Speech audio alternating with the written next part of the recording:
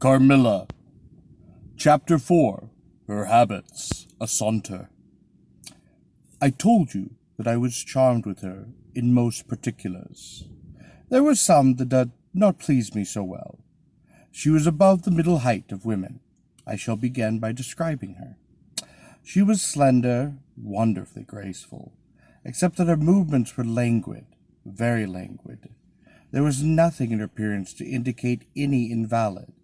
Her complexion was rich and brilliant. Her features were small and beautifully formed. Her eyes quite large, dark, and lustrous. Her hair was quite wonderful. I never saw hair so magnificently thick and long when it was down about her shoulders. I have often placed my hands under it, and laughed with wonder at its weight. It was exquisitely fine and soft, and in color a rich, very dark brown, with something of gold. I loved to let it down, tumbling with its own weight, as in her room she lay back in her chair, talking in her sweet low voice. I used to fold and braid it, and spread it out and play with it. Heavens, if I had but known all! I said there were particulars which did not please me. I have told you that her confidence won me the first night I saw her, but I found that she exercised with respect to herself, her mother, and her history. Everything, in fact, connected with her life, plans, and people, an ever wakeful reserve. I dare say I was unreasonable, perhaps I was even wrong. I dare say I ought to have respected the solemn injunction laid upon my father by the stately lady in black velvet. But curiosity is a restless and unscrupulous passion, and no one girl can endure with patience that hers should be baffled by another. What harm could it do anyone to tell me what I so ardently desire to know? Had she no trust in my good sense or honor? Why would she not believe me when I assured her, quite so solemnly, that I would not divulge one syllable of what she told me to any mortal breathing? There was a coldness, it seemed to me, beyond her years, in her smiling melancholy, persistent refusal to afford me the least ray of light. I cannot say we quarrelled upon this part, for she would not quarrel upon any. It was, of course, very unfair of me to press her, very ill-bred, but I really could not help it, and I might just as well have let it alone. What she did tell me amounted, in my unconscionable estimation, to nothing. It was all summed up in three very vague disclosures. First, her name was Carmilla. Second, her family was very ancient and quite noble. And third, her home lay in the direction of the west. She would not tell me the name of her family, nor the armorial bearings, nor the name of their estate, nor even that of the country that she lived in. You are not to suppose that I worried her incessantly on these subjects. I watched for opportunity, and rather insinuated than urged inquiries. Once or twice, indeed, I did attack her more directly, but no matter what tactics I used, utter failure was invaluable the result. Reproaches and caresses were all lost upon her, but I must add this, that her evasion was conducted with so pretty a melancholy, and depreciation, with so many and even passionate declarations of her liking for me and trust in my honor, and with so many promises that I should at last know all, that I could not find it in my heart long to be offended with her.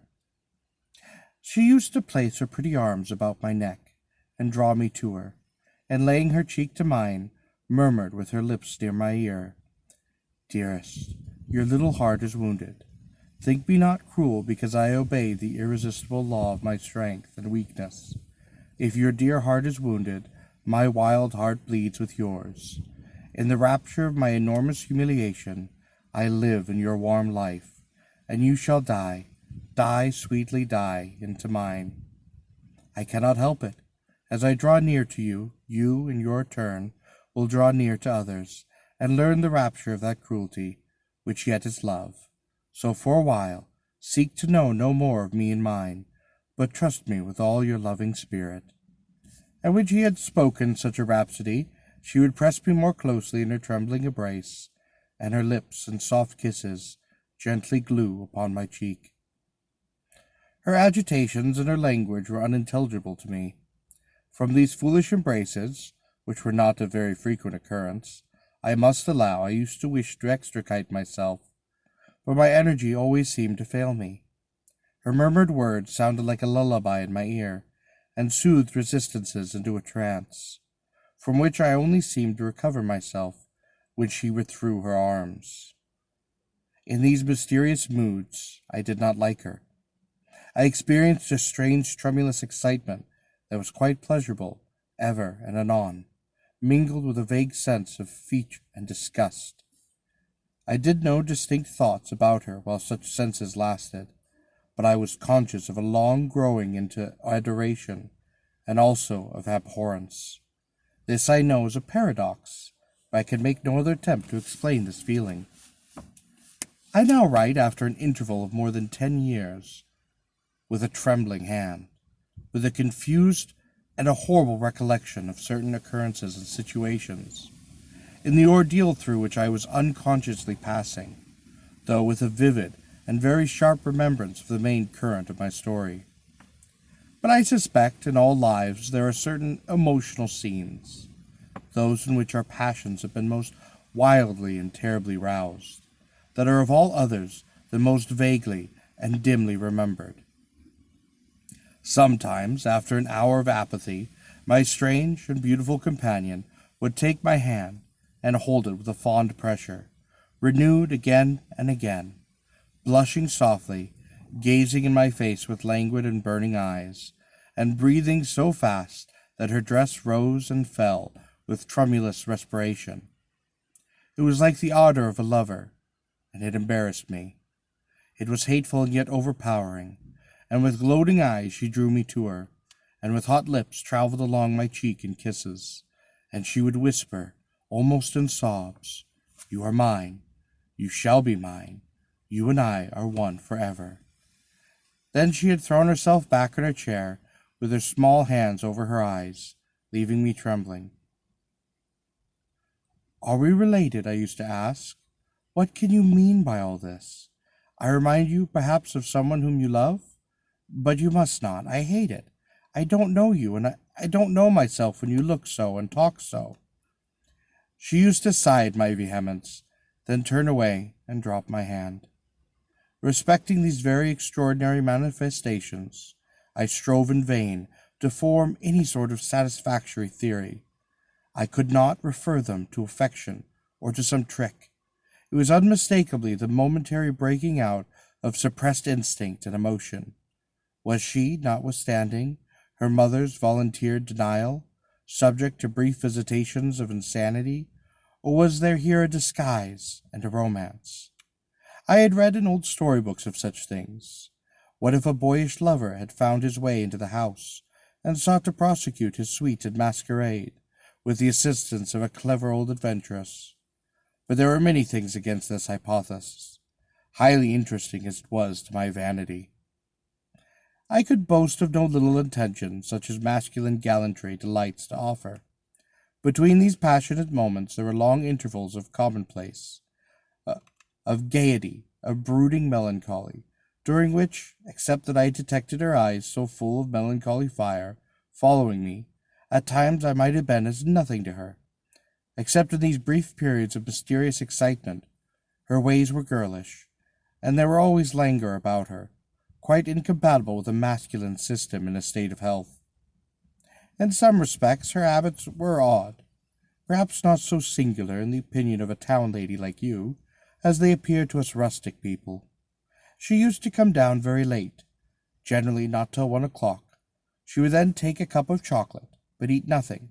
We then went out for a walk, which was a mere saunter, and she seemed almost immediately exhausted, and either returned to the Schloss, or sat on one of the benches that were placed here and there among the trees. This was a body languor in which her mind did not sympathize. She was always an animated talker, and very intelligent. She sometimes alluded for a moment to her own home, or mentioned an adventure or a situation, or an early recollection, which indicated a people of strange manners, and described customs of which we knew nothing. I gathered from these chance hits that her native country was much more remote than I had first fancied. As we sat thus one afternoon under the trees, a funeral passed us by. It was that of a pretty young girl whom I had often seen, the daughter of one of the rangers of the forest. The poor man was walking behind the coffin of his darling. She was his only child, and he looked quite heartbroken. Peasants walked two and two came behind. They were singing a funeral hymn. I rose to mark my respect as they passed, and joined in the hymn they were very sweetly singing. My companion shook me a little roughly, and I turned surprised. She said brusquely, "Don't you perceive how discordant that is?" "I think it's very sweet, on the contrary," I answered, vexed at the interruption, and quite uncomfortable, lest the people who composed the little procession should observe and resent what was passing. I resumed, therefore, instantly, and was again interrupted.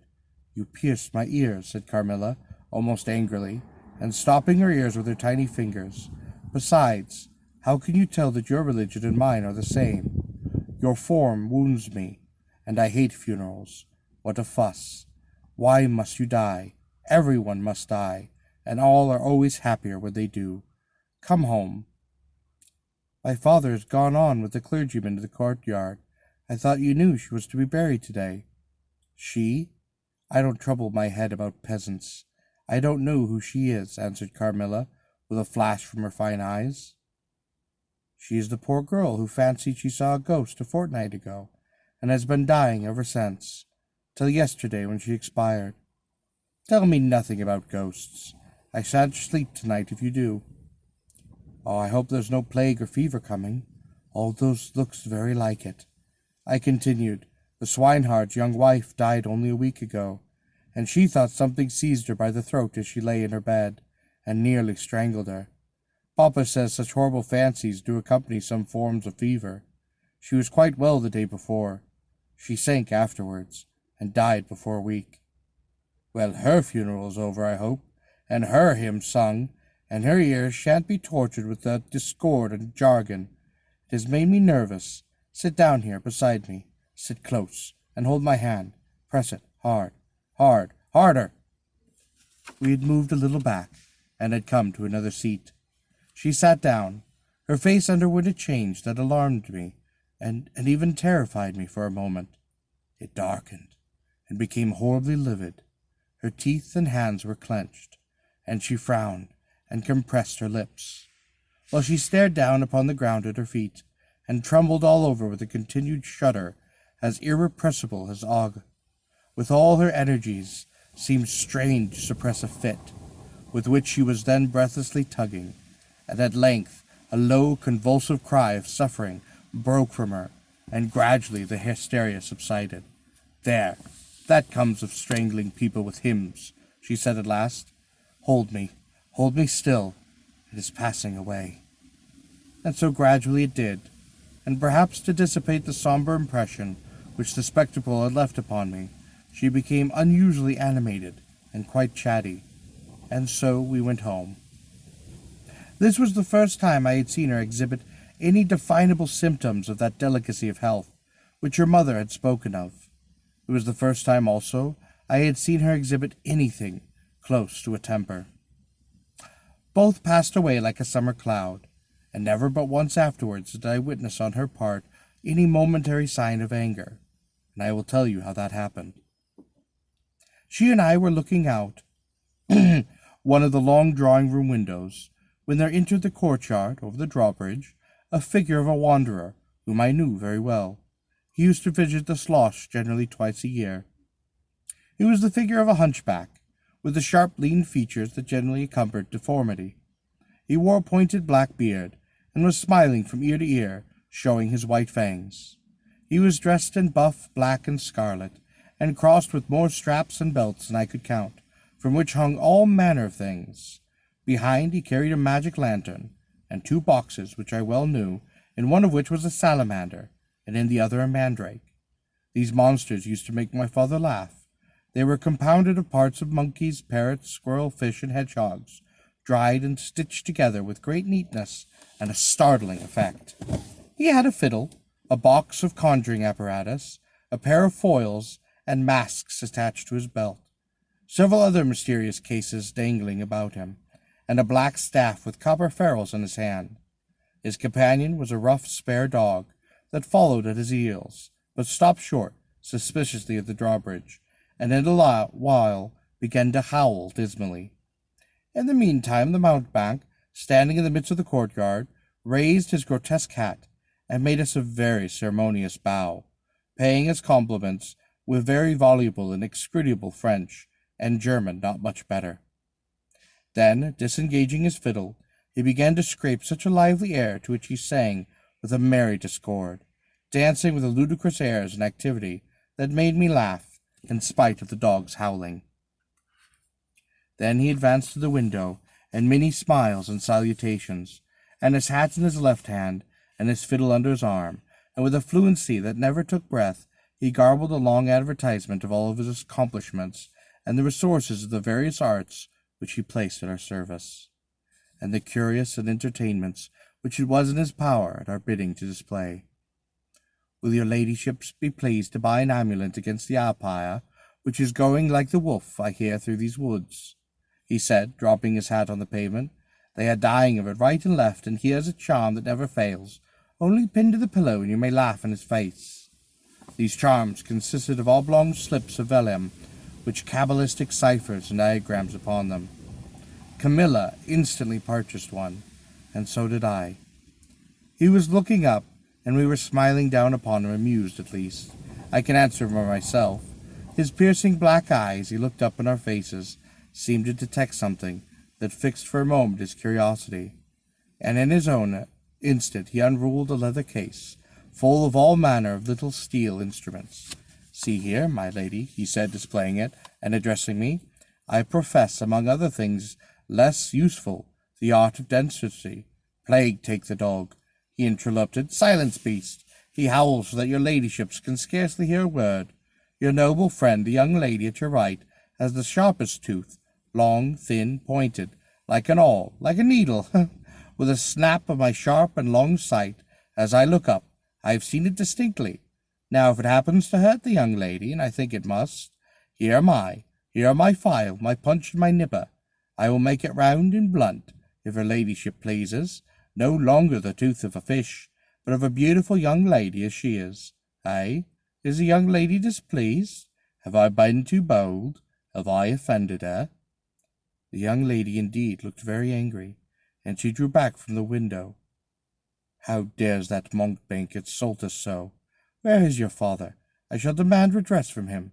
My father have had the wretch tied up to the pump, and flogged with a cart-whip, and burnt to the bones with a cattle-brand.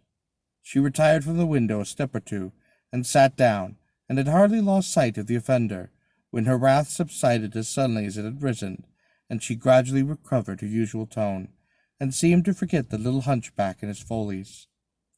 My father was out of spirits that evening. On coming in, he told us that there had been another case, very similar to the two fatal ones, which had lately occurred. The sister of a young peasant at his estate, only a mile away, was very ill. She'd been, as she described it, attacked very nearly in the same way, and was now slowly, but steadily, sinking to death. All this, said my father, is strictly referable to natural causes. These poor people infect one another with their superstitions, and so repeat in imagination the images of terror that have infested their neighbours. But that very circumstance frightens one horribly, said Carmilla. How so? Inquired my father. I'm so afraid of fancying I see things. I think it would be as bad as reality. We are in God's hands. Nothing can happen without his permission, and all will end well for those who love him. He is our faithful Creator. He has made us all, and he will take care of us. Creator, nature, said the young lady in answer to my gentle father. And this disease that invades the country is natural. Nature. All things proceed from nature, don't they? All things in heaven and earth and under the earth act and live as nature ordains. I think so. The doctor said he would come here today, said my father after silence. I want to know what he thinks about it, and what he thinks we had better do. Doctors never did me any good, said Carmilla. Then you have been ill? More ill than ever you were, she answered. Long ago? Yes, a long time ago. I suffered from this very illness, but I forget all but my pain and weakness, and they were not so bad as I suffered in other diseases. You were very young then? I dare say. Let us talk no more of it. You would not wound a friend.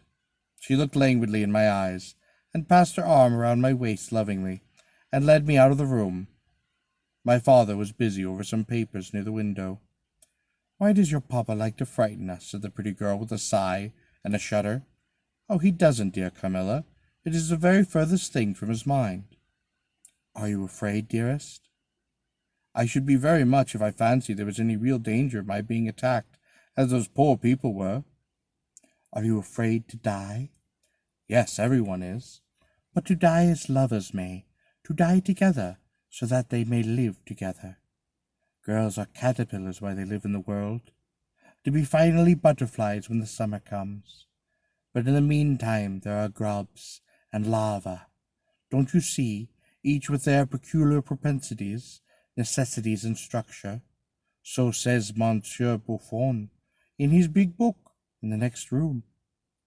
Later in the day the doctor came, and was closeted with Papa for some time.